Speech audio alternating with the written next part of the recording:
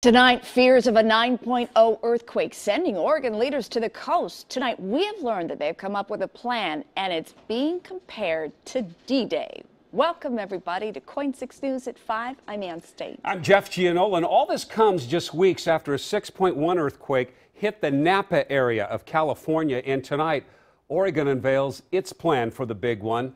But KOIN wants to know, is this plan flawed? Cor Harlan asking state leaders the tough questions.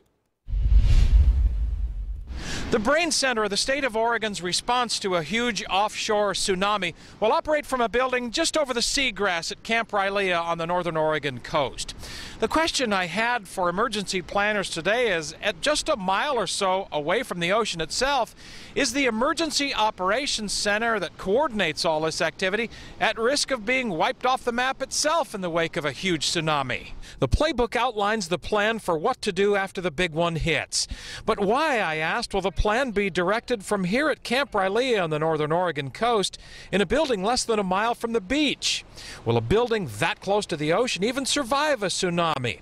The state geologist tells me, based on their research, they're 95% sure this building will survive. Nothing's perfectly safe, but this is a pretty darn good area to be in. I also brought up the December 2007 winter storm that brought hurricane-force wind to Oregon's coast. That storm was so bad it essentially cut off the north coast from the rest of the world for several days. And I asked, if a storm can do that much damage, how can anyone expect a helpful response to a natural disaster expected to be much worse?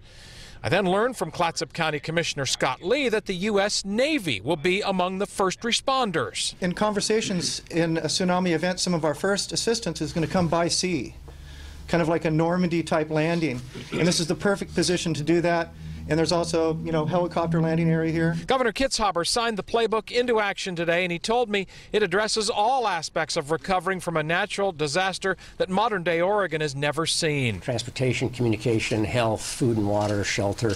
And the idea is to sort of think through exactly the questions that you're asking and have in place a coordinated plan that involves not just the state agencies, but the county. It is planning that's worth it, apparently. Dr. Vicki McConnell, the state geologist, tells me there's a 40% chance the big quake off the coast and the tsunami that follows could happen within the next 50 years.